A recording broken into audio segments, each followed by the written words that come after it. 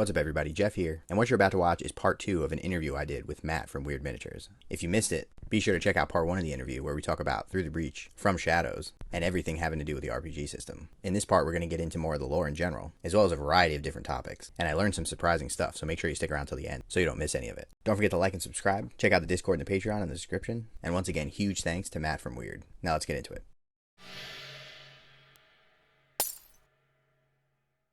How's it going, everybody? Jeff here, and I'm super excited because right now I'm sitting down with Matt from Wyrd. How you doing, Matt? I'm good. How are you? I'm really good. Thanks so much for joining me. So Pleasure to be here. so for folks who may not know who you are, can you tell us a little bit about who you are and what you do with Wyrd? Yeah, so I am in charge of pretty much all of Wyrd Through the Breach stuff. So that includes like Penny Dreadfuls, looking over one shots, and of course expansion books and things like that. But I also help the design team with Malifaux occasionally. I'm kind of the lore junkie around the place. If anyone has any questions, they can come to me. But yeah, most of the time it's involving story and writing, and obviously Through the Breach is the best way to get those stories out. So that's what I do. Sounds like I'm talking to the right guy then, for sure. Yes. So before we jump into that, you want to tell us a little bit about how you got involved with Wyrd and were you writing creatively prior to that? Were you a designer, or how did your history go? Yeah, so I'd always kind of wanted to write for the very least, and designing games was kind of a secondary thing I discovered. I was like, oh, this is a career. This is something people can actually do, and from that point on, it really just kind of got to be a huge drive. And I was like, okay, just write every day, try to get better. And I saw that Wyrd. This is when they were in the Wyrd Chronicles era. They often would have people who would come in and write stories or little one shots. And so I thought, well, you know what? I'll throw my hat in the ring and see what I can try and do. So after a few attempts, they finally said, all right, we'll give you a shot. And so I had a little adventure published in one of the Wyrd Chronicles. And that was kind of the first, I think, assurance of like, oh, maybe I do have what it takes to do this. So flash forward a couple years, and lo and behold, a position opened up, and they decided they liked my stuff. So I got brought on, and yeah, I'd say definitely in that time there was a lot of writing and personal projects and kind of experimenting with design and stuff like that. So I'd say that all definitely, I think, paid off in the long run. So now I get to do that for a living. Awesome, that's so cool. So you sort of briefly mentioned this earlier about kind of making sure that the new stuff that's being written now is kind of melding with the old lore and not contradicting anything. And I imagine that's a challenge that's gotten significantly harder through the years because the lore's really expanded quite a bit between even just within Malifaux. When third edition came out, we got 7 new books with 3 stories apiece. We are getting all the details from Through the Breach. We're now having the other side incorporating new lore that is expanding the scope of the universe. How do you guys actually manage and kind of keep tabs on making sure that you're not contradicting old lore? Is there like a lore Bible that you refer to? Are there checks and balances within a team to make sure that nothing is kind of, because I'd imagine there's got to be a million times where you could very easily accidentally contradict something that's been previously stated in the that hundreds of pages of lore that already exists. It's got to be Oh tough. yeah, for sure. And even I mean even all of us will be like, hang on a minute, yeah, that's not right. We were like, I have my sites and I cited my sources and I know exactly where it is. Um, so there's no official lore Bible. I mean, everyone kind of has their own way of remembering stuff, and it's it's definitely fun to kind of have the yeah, like you said, have those checks and balances of like not everyone can remember everything, but it's fun to kind of see like who remembers events more than characters, and who remembers characters more than kind of the general politics and how the world kind of has to function. And like you said, having those points of like, no, this can't be changed. Like this is just how it works. Um, so really, I'd say a lot of times when what does help is when you're working with other authors and other writers, it's easy to kind of read something and be like, okay, this is wrong. This needs to be changed. This is close but not quite right. Um, so definitely having an outsider's point of view is definitely helpful. And for me, I kind of obviously didn't have that being, having to sort of write all this lore. And so really, what I've done is just go through everything and kind of make notes and be like, okay, this is kind of what's been happening. Here's the general timeline of things and events. And yeah, it definitely gets confusing, and it can get a little bit messy, obviously, with, like you said, we have Malifaux through the breach, the other side, and kind of making sure that all that works together. But one of the great things is that each of those systems can kind of inform the other ones. So people may have noticed a lot of Through the Breach characters have now made their way into Malifaux, and so it's much easier to kind of have fewer kind of strings on things where it's like, okay, we know who this character is. This character's shown up in multiple places. We kind of can track their history and what they've done. And that is much more helpful than having a character you mentioned once and you're like, well, what happened to them? Did they kind of die? Will they show up again in this story? I'm not really sure what to do with them. So really just having very distinct, clear kind of like little timelines for everyone is kind of how we managed to do it. But make no mistake, there's definitely a lot of people having these great ideas, and then other people being like, well, actually, hang on a minute, this is your enthusiasm is great, but unfortunately, that won't work because of these different reasons. And personally, I think that just makes it richer and more fun to do, because out of broken ideas, you get new ones. And as we've both mentioned, putting in those little lore tidbits for people is much easier when you have more eyes on it. And so it's really just a lot of passionate people who are very excited about the lore and wanting to make sure that it does maintain that kind of integrity. I'd say it's very easy, like we mentioned before, it's very easy for, we can kind of half-ass and be like, yeah, whatever, it's fine. People won't really read that into it. But community's super engaged, and we're all super devoted to making sure that stuff's awesome.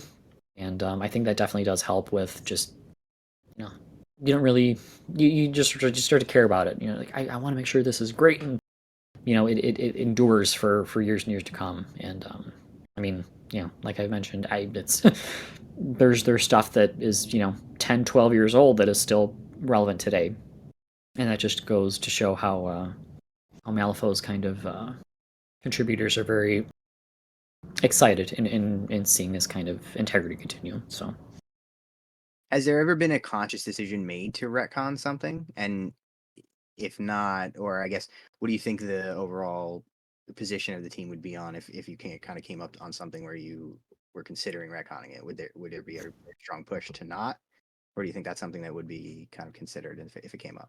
I would say there are a couple things that have been slowly retconned. I'd say it's mostly just like imagery and kind of things that were a little dated that, kind of in today's world don't really fit as well. For the most part, I'd say for better or for worse, retconning doesn't really happen.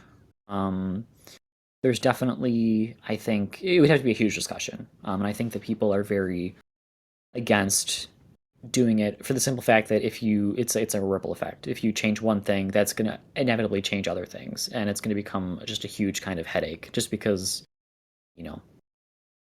characters are involved with so many different aspects of Malifaux that you're not just going to change one thing. It's going to be a whole little bundle of changes that hopefully work well and hopefully people enjoy. But I'd say retconning in Malifaux is much more direct. Like, if you're going to get changed, you're going to get changed, and then that's how stuff happens. For example, I think the Dead Man's Hand is a great way of kind of representing that. Like, Ryle's dead. Like, he was a corpse being puppeted around by Hoffman, and that kind of created a great story beat, but also it was a fine way to kind of say, like, okay, Ryle's gone. Like, that's the end of his story. And I think, yeah, ultimately these are all conscious progressing stories, and so it's easier and I think more fair to an audience that, even if there's stuff in the past that, people don't like, or if there's something that we feel needs to be changed, the audience is receptive enough, and I think the writers are skilled enough to make that change in the present, as opposed to changing something um, problematic that was in the past. And again, luckily, I'd say that the passion for the world of Malifaux has made sure that those events are few and far between. But it's there definitely been some times where I'm like, all right, I want to make a change to this character, so let's give them a messy end, or let's have their story conclude in some way. And to me, that's much more fitting than kind of rewriting what's already been written. So Yeah, I think there have been a few things that I've picked up on where it seemed like something needed to be changed, so it was just sort of explained a different way, or sort of massaged to. And I appreciated that there was no just hard retcon on anything, because I find that very unsatisfying as a consumer of the story. absolutely. Do you think that the Dead Man's Hand is something that's ever going to happen again? Speaking as a consumer, not an employee who does not know anything about this, truly, I would say yes. I'd say that Malifaux is, and Wyrd as a company overall. I appreciate the fact that they are willing to move the story forward. No one is exempt. No one is safe. And I think obviously, as a person who, if you buy models and play the game, it can be definitely devastating to be like, oh well, Nicodem is dead, and so I can't use him anymore. But I do think that the Dead Man's Hand still existing and having those masters be available but not present in the story is a great way to have kind of a refresher, but also be like, oh, a new book's coming out. A character I like might be dead. And obviously, I think those decisions are made very, very carefully.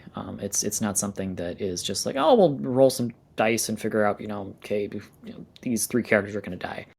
It was always very justified. It was always very, very carefully thought out, as far as I can tell. So it's honestly, it would happen again, but if it did, I think people wouldn't have to be too afraid, in that I think there's always going to be ways to play your favorite masters and have them be there in some way. But at the same time, then we get awesome stories, and we get I'd say pretty much anyone in the Dead Man's Hand can come back, aside from probably Ryle. But I think the writing has always been very intentional in that if someone's dead, Malifaux, that doesn't mean anything in Malifaux. You can always come back in some way.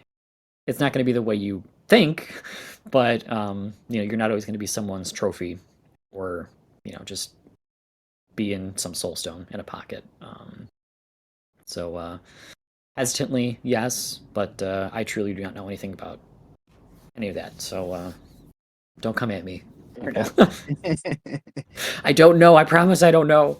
I would have guessed no. I've been under the sort of assumption that you guys would never do it again, because I felt like so many people are still to this day upset about their favorite master dying.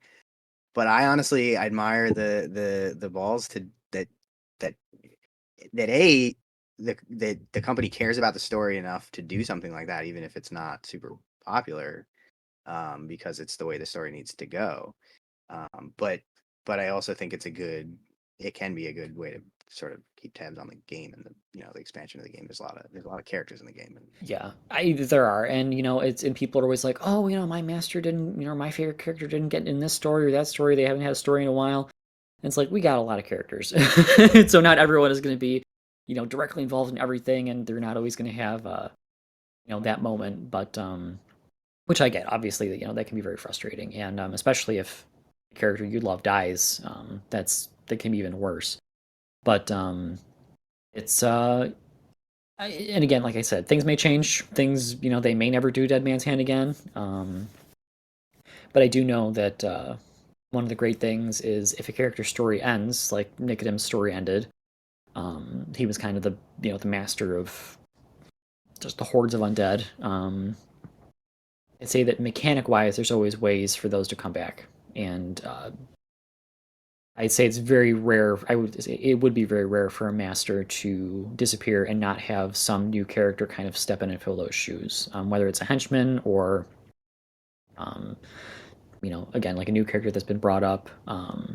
I'd say that mechanics wise, at least, there's always going to be some option for you in some way. But no, I agree with you. When they did Dead Man's Hand, I was like, that's like the Nicodim and Lady Justice story. Like one of them was gonna die, and I was like, oh, they're not gonna die. He's gonna, they're gonna save each other. Something's gonna happen. I read the story, and I'm like, he's dead. He is no longer. He is headless. He is gone. He is no longer with us. And personally, I like you said, I thought that was hugely impressive, and I kind of gained more respect for Wyrd in that sense. Is that nothing's worse than reading stories and you're like, all right, well, this person's going to survive. We know they're going to survive, but how much pain are they going to go through in between stories? But yeah, having stakes, I think, is super important to having engaging lore. I think that's really the key right there. Is exactly what you just said. Is that people talk about like Game of Thrones and a couple of different things that have done a really good job of like making you feel like things matter, because it's like nobody's safe.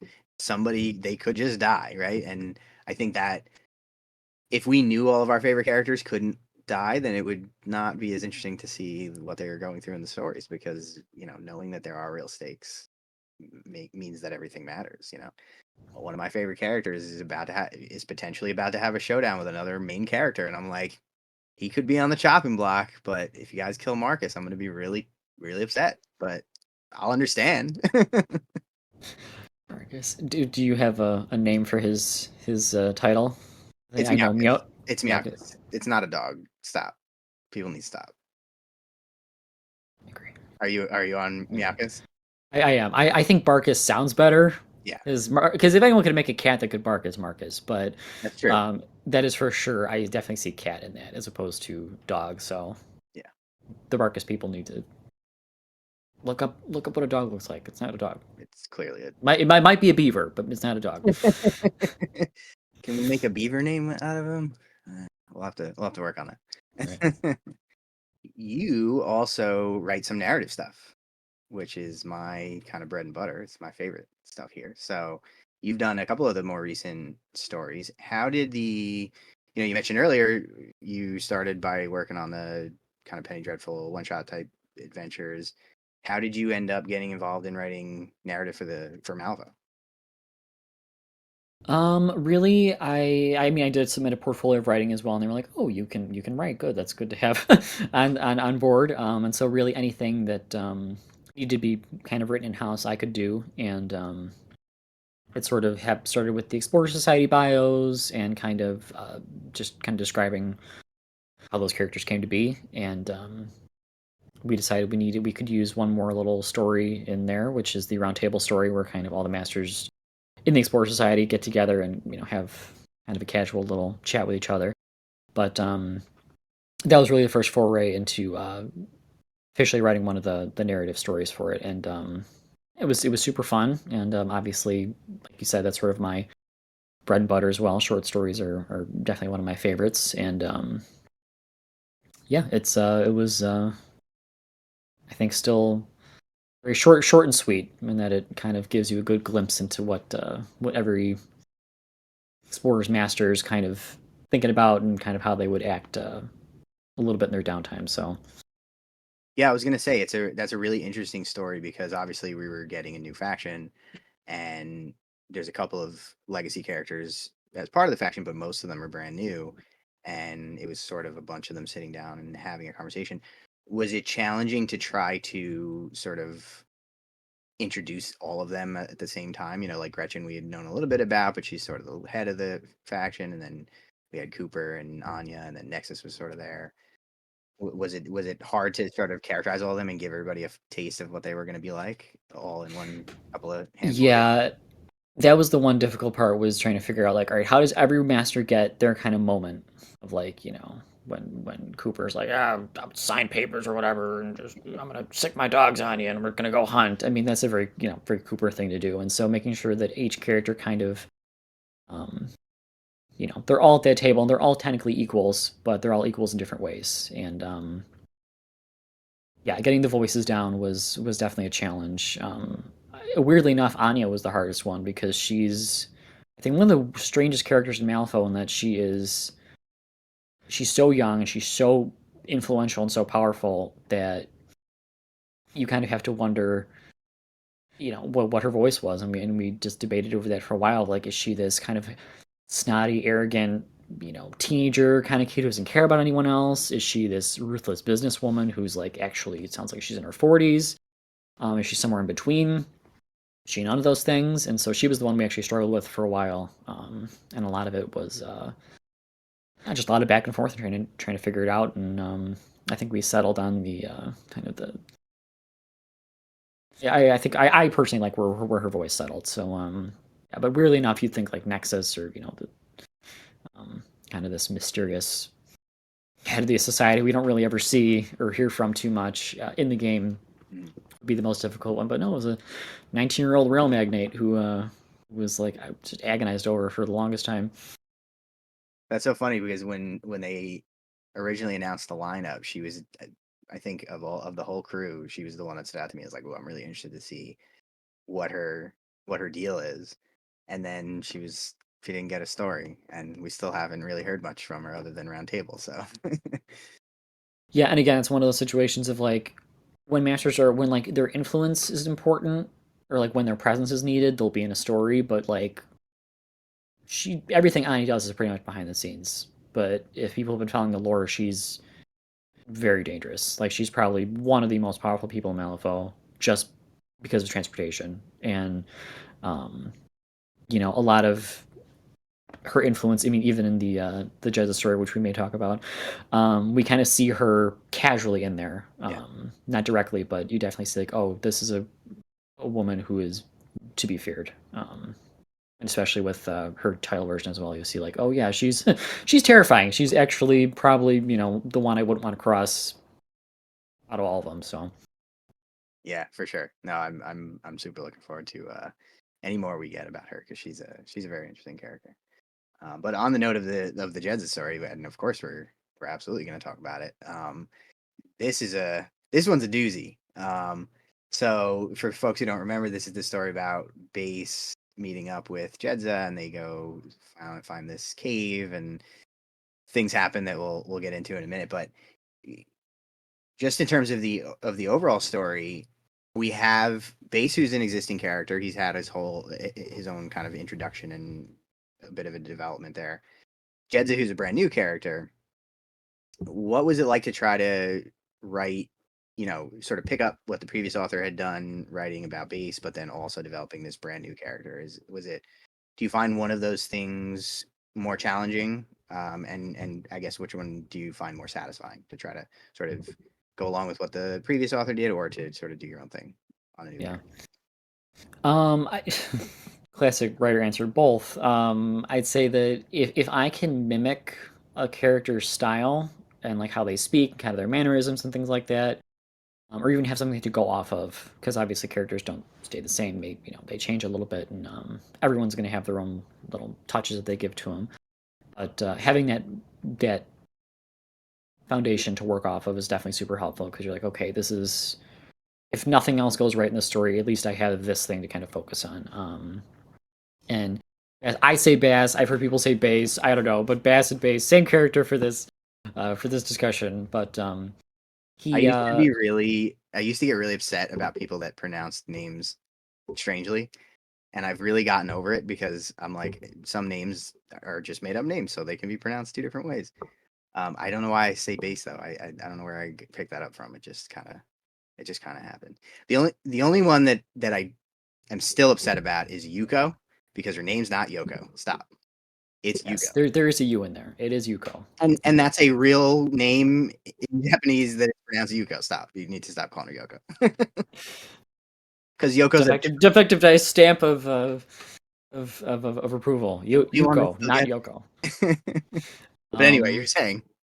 yeah. So for Bass, he's and I'd say he's a little bit of an easier character to write because obviously he's this very stoic lawman kind of he's good, so you don't really need to worry about morality or like writing morning where you're like, oh, this is literally a person who's out of his mind. Like, how do you represent that well without, going overboard or without kind of, making it a little cheap. But for Bass, the fact that he's, at least tries to be good and tries to, kind of have this very salt of the earth attitude, made it helpful, at least going into the story with a new character who is a centuries old woman who has been everywhere, seen everything, and I mean, has more experiences than anyone on Earth will ever have. And writing her was definitely a little bit of a challenge because how do you do that? Like, I'm not a 400-year-old Russian woman. I'm not, I have, even getting into that headspace is difficult. It's like when people, casually throw around, we've been at war for 1,000 years. You know how long 1,000 years is? Like, it's just these enormous, spans of time that we humans can't really comprehend. So even her being that old was definitely like, what has she picked up? What has she kept? Does she still speak?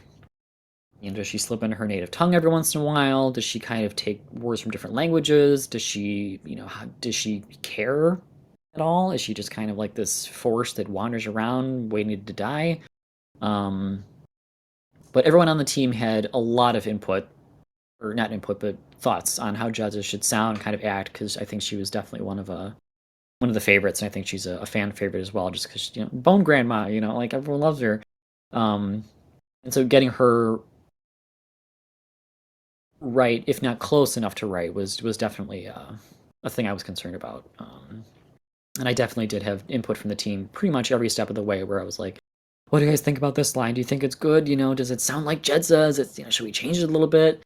So yeah, for that story, it was definitely the two extremes of, comfort and Bass, but also terrifying. Like, I have to bring it all and make sure this is perfect for Jedza. So yeah, definitely an interesting piece to work on.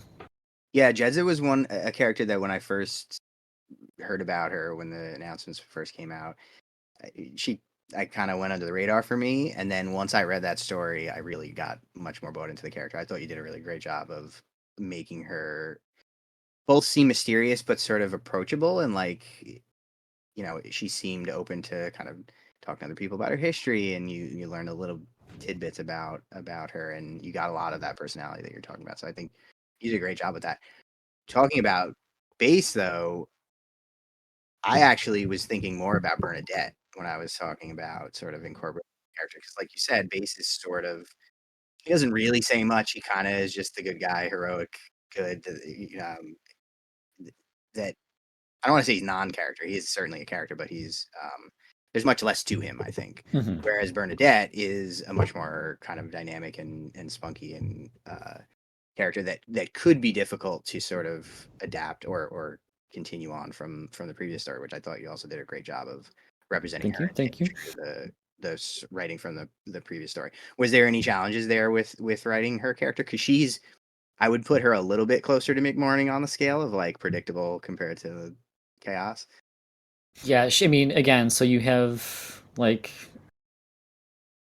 a black teenage girl in a world with horrors alongside her father, and she's clearly, she's very, firebrand, very willing, get up and go, just aggressive, passionate, and meanwhile, her dad's the complete foil, where he's just like cool, collected, and he's like, well, how can you judge someone if you don't even know him? And that's one of my favorite scenes is when they are coming, and he tells that to her, and she's like, she just kind of stops. She's like, oh yeah, like you're right. So I should maybe quiet up a little bit and see how this works and plays out. Um, and so initially in the story, she didn't have that much of an impact. She was just kind of there.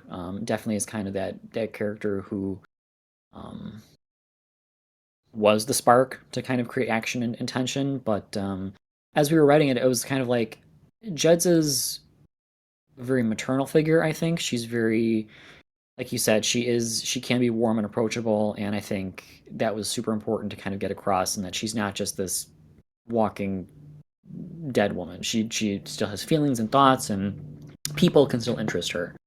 And I think that she and Bernadette really played off each other very well, and that Jed's is a very sobering presence for Bernadette of like, oh, people don't judge a book by its cover. I can learn a lot from older people. There is a lot of the world I haven't seen yet, and so I feel like the story was also a turning point for Bernadette as well. Like, this is probably a moment she's not going to forget, and she's going to, I think, develop in a more positive way, and I think get a little bit closer even to kind of her dad's demeanor as time goes on because of this. Really, I think motherly, feminine influence from Jedza, because we really don't see. I mean, even in Bass's crew, there's not really any women she talks to. It's just kind of her and her dad. Jedza just has Mikhail pretty much and Sophie, but Sophie's can't talk. And so I think that there is a very important kind of mother-daughter relationship that doesn't really, blossom into a full type of like, oh yeah, I consider her my daughter, my ward. But I think there's definitely a lot of like important feminine influence that Jedza can kind of give to Bernadette, which I enjoy writing as well. I thought that was kind of a fun thing to kind of play off of each other. So Yeah, for sure. I hope we get to see them hang out again in the future because I would have just kept reading them camping out overnight before they went to the cave. right, and I was like, everyone's like they want Jedza and Zareta, and I'm like, that's great, obviously, but I think that for the first time, Jed's probably found like people she can relate to or like has a friend at least, or at least someone who interests her, um, and who isn't, I want to say, fake, like who doesn't kind of let social pressures or ties or whatever kind of dictate what she thinks or feels. And yeah, so I do hope they get to meet again. I like to think that of everyone in the Explorer Society, Bass and Bernadette are probably the ones that Jedza doesn't hate seeing all the time. So Yeah. So that gets us to the back half of the story. What the hell happened? stuff and things, ooh, spookiness. So Um, I'm yeah. not going to make you explain it all because I assume that the sort of mystery is part of the point. But what I would like to know is there was several different sort of things that happened towards the end. We had the question from Zoraida. We had the creature that we were asking the questions of. We have Zoraida's question. We have the piece of the machine, and we have the mirror with Bernadette. Of all of those things, are there plans to explain them in the future or to pick up those plot lines in the future or develop them out, or were any of them just kind of like spooky things that happened and we're gonna forget about them? Yes to everything in some way. So I would say, obviously, as I like to write things and include little snippets and callbacks and things like that. And again, this is just me as a writer, so Wyrd obviously can, you know, do anything they want with their stuff. So this is not canon, but in my thought, the mirror has something to do with From Nightmares, Okay. and the question that Jedza asks, because I know a lot of people, you didn't comment on that, but a lot of people kind of get confused on that. Just sort of think like there's a lot that goes on in that scene, and there's a lot of very small details, but they're very important. And I think it's necessary to kind of look through what she does, what she's willing to give up, and what kind of like her attitude before and after, and kind of what that might represent to someone like Jedza. But for the most part, I would say that there are some things that will be further developed, yes, and some things that were further developed, like because if you've read the Taylor story, some characters in that will be very familiar as well. So there's always callbacks, and every story connects to each other in some way. So yes, hopefully those threads will be interwoven into somewhere else. But there have been threads taken from other older stories and stuff that I've threaded in through my own writing as well. So if you're a careful reader, you can maybe pick up on some of those things. But otherwise, secrets. All right. Well, fair enough. I guess more recently, you also wrote the story for Madness of Malifaux. Yeah. Yes, and so that was a super exciting thing because it was sort of a like sort of like new masters. Obviously, everyone gets excited about that, and it was a chance for me to really help create new characters and sort of delve into that. And surprisingly, Tull was kind of the one that I created initially, and I was like, just crazy dude, super heavy stuff, and he has a cat. And initially, people were like, "What? Like that's crazy!" But I think the team definitely warmed up to him very very quickly. And Sergeant Walter, best new character. yes, Walter is the best new character, and he's not the master, but he's he's part of the master, so he's basically he can use soul stones if he wants. And Lynn was the next one because she actually from Shadows. I had been working on from Shadows, and again the team was kind of intrigued, and I was like, hey, let's here's a master level character who we can kind of tie in narratively, and I did the pitch, and it went over very well. And then surprisingly, Castor was one that I didn't even initially pitch, but everyone on the team was like, "Do it! We want Castor! We want him! We want this old, cranky dude who, is kind of just been in the background." So he And wasn't planned to be a master when you put him in From Nightmares? no, Oh, absolutely that's not. exciting. I was just like, oh, he's this cool, like, and I really liked him, but I didn't gauge how much people liked him, and so now return is a keyword, and I wasn't against it. I was just pleasantly surprised. I was like, oh, this is nice. Like I didn't know people liked him that much. Um, and then obviously we include the Clampets, and who are single-handedly stemming the Bayou from being overtaken by the gibbering hordes, and Ravencroft, of course, who people have wanted in the game for a long, long time. But yeah, it was definitely a fun chance to kind of set the initial scene for a lot of these characters and kind of be able to give them a voice that I imagined, and sort of see them through from initially conceptualizing them to actually getting them on the page. Yeah, very cool. I feel like a lot of kind of more so than we've seen in the past, a lot of the stuff that came in this book really was kind of going back into the pages. I guess probably partially due to your influence, going back and really pulling out a lot of kind of old lore. We had Ravencroft coming up, we have the Library of All Things. We're tying things into the other side with Tull coming over from the King's Empire. Is that stuff, I guess two things. Is that something that the whole team is regularly trying to bring stuff forward into the game in the modern day? And then how much influence does the sort of critical reception of certain characters influence whether they become more important characters? Because you mentioned like Ravencroft, obviously huge fan favorite. Mm-hmm. Ivan, only a couple years ago, huge fan favorite.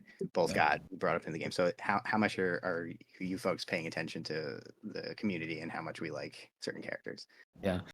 Well, I'll answer that one first. The designers are also fans, and so if the community likes a character, there's a really good chance that the design team likes the character, and so um, it's kind of natural to be like, yeah, we want to see him too. Like, let's bring him. Let's bring in all these old characters. And so, as far as I can tell, like we don't like trawl the forums and be like, oh, which character does everyone like, and who's gonna be most popular. It's really just anyone who kind of captures our interest, and I'd say most recently in the case of Damien, I mean that story is very very old, and so it's had a lot of time to kind of percolate and have people read it and appreciate it, and so I think that just the buzz around that was kind of inevitable, and he is an interesting character as well. So I'd say for that, it's definitely fan influence in a way because the designers also love certain characters. Um, but in the terms of sort of bringing things back and interconnecting things, that was definitely more of a happy exit, I think, in this book. There was a lot of discussion. Obviously, these are new characters. I think setting a good example and like getting the right impression immediately is super important. But it really did start with sort of like, all right, Damien, we're gonna do Damien, Library of All Things, kind of this desire for knowledge, this essentially font of all knowledge. Who has access to that? Well, we have this librarian character that I've made. Um, that seems like a pretty interesting match, thing for the Thunders. And so those were really the two that we kind of started off with, of just like, oh, they kind of have a connection in some way, or they could have a connection. And really everyone else kind of fell into place in a very, I'd say, easy way. I'd say Tull was the most difficult just because we were trying to figure out, like, you know, I, the guild is very organized and is very, claims to be organized, but they do not like collateral damage. So how are we going to get this guy who is literally a loose cannon into Malifaux? And so it was kind of, again, like the perfect storm of, stuff's happening on Earth, stuff's happening on Malifaux, stuff's happening in Through the Breach. And so these three different projects really just worked out very, very well together, and managed to create characters that I think could fill in for certain spots or fill in certain missing narrative pieces very easily. And for the most part, I don't, as far as I've been there, it doesn't really happen like that. There's definitely a lot of, like, how can we introduce new characters? How can we if we can call back into something old, like in the Explorers there was English Ivan, and so Ivan obviously is sort of the one callback for that book. But if you can do other ones or sort of integrate other characters from other games and other kinds of periods and stories in the lore, I personally love doing that. But at the same time, you got to be careful, because doing it too much, I think, takes away from how special it can be. And I think that in Madness, it was just the right amount of, like, oh, we have these old characters coming back and new characters, but also we have, like Castor from Nightmares. He hadn't been out for a super long time, but people who read that lore were kind of rewarded by knowing, who he was and having a little bit of the backstory initially there. So so I'd say this last book was pretty much just a perfect storm of design opportunities. Yeah, very cool. I got a chance to talk to David Maguire, who was a writer back in first edition. He actually wrote Ivan's first story, Damien's first story, and he wrote this story about the Library of All Things. So a lot of those things have been pulled up recently, and I think they're really great stories. They're obviously fan favorites, and I think they're great additions to the lore now. But actually, the point that you just made about being careful about it, because if you do that too many times, it does kind of cheapen it. I think that's actually a really good point, because I still hear a lot of people saying, "Oh, here's this other character I want to see come forward, and here's this other character," and it would definitely cheapen it if every single character from first and second edition just became masters now. Like, they've been there for the entire time, for 15 years. They've just never shown their faces. Yeah, and it And also that's actually makes sense for most of them. exactly, that's the other important part. Like, if you read Damien's lore, like, he's being hunted. Like, he's Sonia's one failure, that she at least thinks that Right. she's had, out of many. But Yeah. so he's being hunted. He has not been seen for a long time for a specific reason. Castor hibernating for a long, long time for a reason. Right. So bringing in new characters and deciding how to include them into the lore is also just a very important thing, because you don't want to retcon something. You don't want you don't want to shoehorn them in there.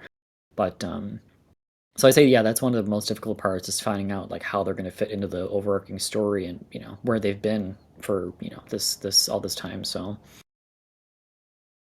Yeah, for sure.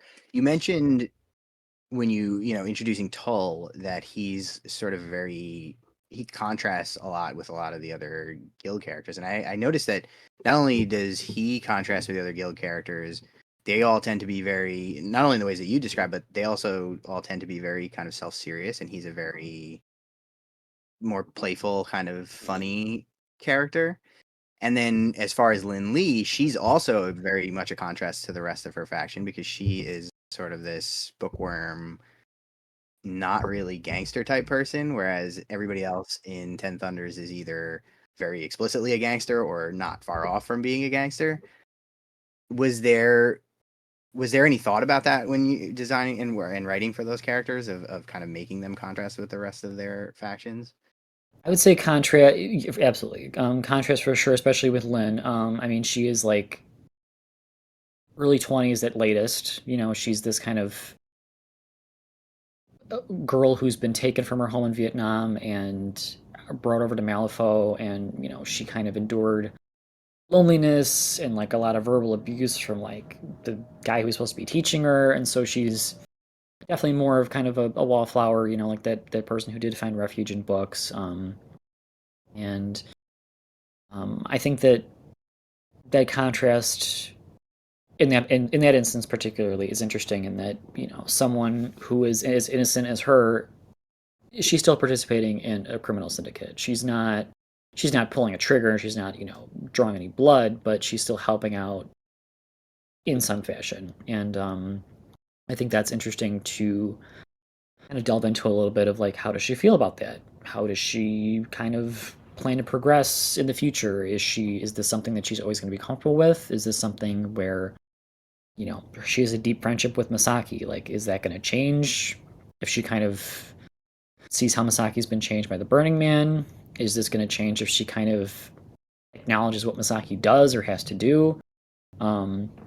So I think that, yeah, taking a little bit of a step back and having that more magical, fantastical kind of crew, along with a more lighthearted master, who I think is probably one of the good ones. Maxine, Orville, Lynn, is definitely, I think, something like a little bit of a breath of fresh air in Malifaux, especially because everyone can't be a McMorning level crazy, and they can't be a Lynch level evildoer. So having that spectrum is, I think, important to kind of keep in mind for Lynn especially. Yeah, awesome. Specifically for Tiri, she seems there's sort of this pattern I've found, and correct me if you see it differently, but I think a lot of the characters in Malifaux are sort of a little bit based on some sort of trope or some sort of touch point that we're all familiar with, but then they kind of make a left turn, and there's something that makes them very different and unique. And I find that's a really satisfying dynamic, because they're not so strange and weird that you can't understand them, but they're also not just a rehash of something that we all already know. So you have the blind swordswoman, but she's also a former necromancer in the guild, and that whole dynamic. You have Seamus, who's a whoremonger and a Mad Hatter, but he's got all this other weird different things that you're not used to seeing. Tiri strikes me as a character who's kind of just new and weird and unusual. And it was really interesting to read her story and the whole thing with the curse with Sharufe, and the how they're all sort of decomposing. Where did that story come from, or how did that sort of develop to the point where it is? So Tiri was also kind of a weird addition, because initially I had never really expected the Oa to really be present as much, because as the story goes, that's pretty much it. It's her tribe of Oa are pretty much the only ones that are left, and so it was kind of a challenge to try and figure out how, again, to this is a character who is thousands of years old, who has been through hugely traumatic experiences, who has watched family and friends die, has watched her people kind of rot away. So how do you kind of represent that? And for her, I think they represent a very interesting new twist in Malifaux, is that obviously they're Fae. They're not part of the Neverborn. They're with humans and kind of by themselves, doing their own thing and outcasts. And so Tiri has no interest in allying with Titania whatsoever. She doesn't really see Titania as someone who is supportive of them. A lot of the reason why the Oa are the way that they are, I mean, like people were surprised by their skin color, kind of like the augmentations, the kind of the burning effects.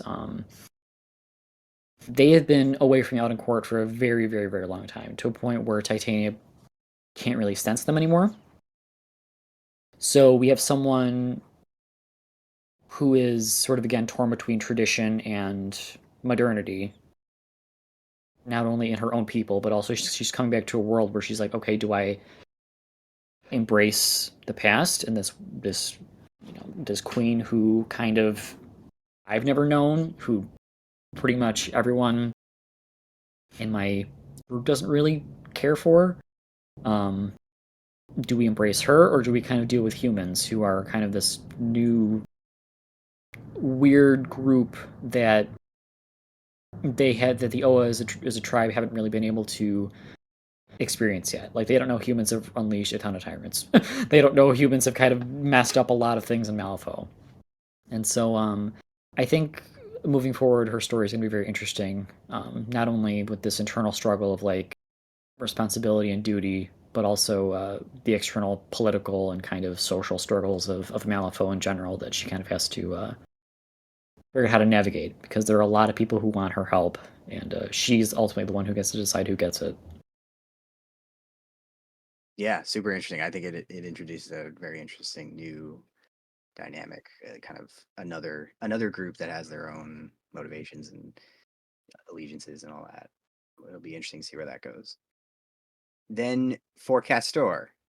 So when I was reading the story, I was expecting that Nikima would wake him up and that he would not be happy to see her and find out that she betrayed her sister, because we know from Nightmares that Castor supported Lilith, and it seems like they were pretty, if not close, they were at least aligned in their interests.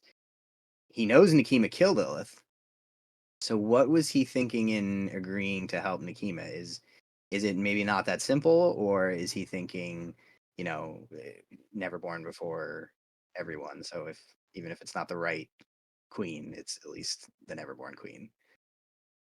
Yeah, it's definitely not as simple. It's never as simple as that. I think the thing that people forget is that Castor's extremely intelligent. He's sort of like this beatstick, like hulked out kind of master, but at the same time, he's older than all the Neverborn, the Nephilim at least, Yeah. and he's worthy enough to wield a blade. He's worthy enough to be a king, and he is very politically savvy in that uh, he's definitely one not to hedge bets lightly. So hearing like, oh, he's been asleep for all this time, and hearing that Nikima killed Lilith and she's taken over as queen, um, that's kind of the Nephilim way of like strength above all. So if Lilith is dead, there's a reason for it, and if Nikima has claimed uh, herself as queen and is kind of being recognized as that, there's a reason for that. And B is that he only wakes up when things are bad because of all the sacrifice that's necessary to kind of wake him up. And so he is definitely in a state of gathering a lot of information at this point. He's not going to make any moves. He's not going to kind of decide on a course of action until he's 100% certain that's what he wants to do. And as of right now, pretty much the last thing he remembers is saying, yes, I support Lilith. Now her his niece is coming up, and she's like, yeah, all this stuff's happened since you were asleep. So he's definitely in the state of like gathering information and just trying to figure out what's even going on before even deciding that he's going to make a claim for the throne himself. He's going to ally with Titania. He's going to do something completely different. So yeah, don't forget, he's very smart. And he's definitely, he knows how to play the game. Yeah. And he might see himself, he knows he might be a pawn, but he knows he's a pawn. He's fine with kind of being that force in the background that, is used for a time, but he absolutely knows, and Nikima absolutely knows that he could turn on her at any second if he wanted, and he could probably kill her pretty easily. And so there's this definite like the king becomes a servant, but never forget, there's that could easily be changed very, very quickly. Yeah, that's kind of what I was thinking, and I think it makes a lot of sense, but part of me was still hoping they were going to fight when you woke up. But I'm sure maybe we'll still get that fight one day. Oh yeah, I mean they love to fight. Yeah. That's if you have to fight. That's like a handshake for them, just fighting to the death. And then okay, it's fine. Exactly. Yeah, so I don't want to take up too much of your time, so we'll kind of wind down here. But one other thing I wanted to ask about was the structure of the story. So we've seen in the last two books that we've gone back to these more long form kind of overarching stories, which was something that we sort of saw back in first edition. They were divided up into sections, but it was more or less one continuous narrative. And then mostly for second edition, it was more little snippets and individual stories. what was the thinking behind switching back to that, and what do you see as the benefits of both formats or the drawbacks? Yeah. So the benefit of, I think, the longer form stories is it gives you a lot of opportunity to devote time to a central plot and seeing how everyone can kind of maneuver around that. And I say especially in the sort of the Burning Man books, it's that's the focus. It's not like in the Arcanist book where you have kind of Tony and Karis fighting it out and kind of having their own arguments, or Sandeep and Rasputina, kind of having talks and trying to solve an issue. This is something that's affected the entire world, and it's I think for this particular story that's being told, it's the best way to show that there is a common enemy, even if there's not one that is dealt with in the same way in every faction. And I say that's definitely allowed us to, I think, get into some things that were a little bit missed in other stories, where it was more highly specific and kind of these very quick snapshots of what was happening. I don't think that form would really work for the Burning Man story. But I think one of the things that you do miss is a lot of characters that people love and that we've been bringing into Malifaux and Through the Breach came from those short stories and came from those kind of slice of life, like quick little, things happening here and there, scenarios. And that's one thing I do kind of miss, is that the ordinary, there is an extraordinary in the ordinary.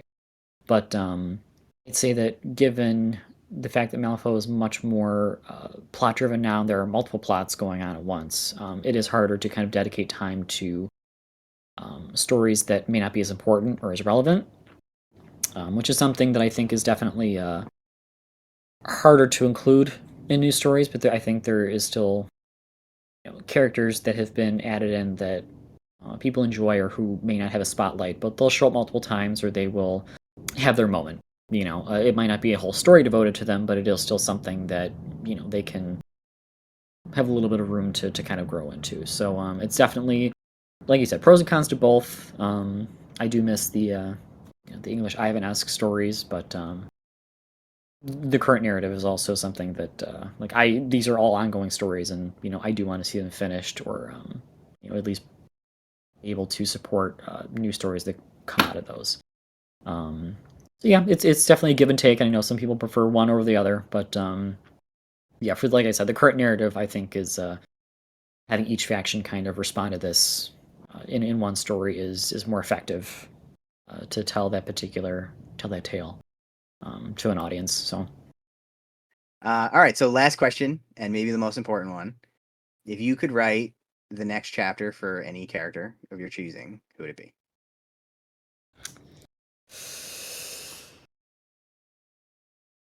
Leviticus. Interesting. Okay, you're gonna have to expound on that. That was there's a lot of controversy around Leviticus, Mhm. which I won't get into. Yeah. But I have ideas for how to finish a story, and that would be it'd be delicious to write.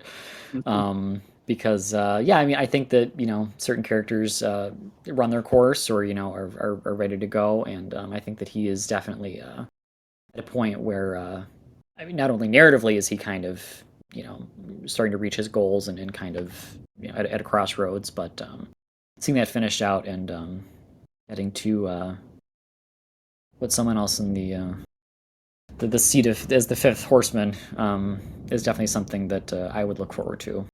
If I had the chance. Very interesting. Well, I think I'll leave it at that. Thank you so much for coming on and chatting with me. Everybody, go check out the new From Shadows Through the Breach book. It's gonna be great. And thanks a lot.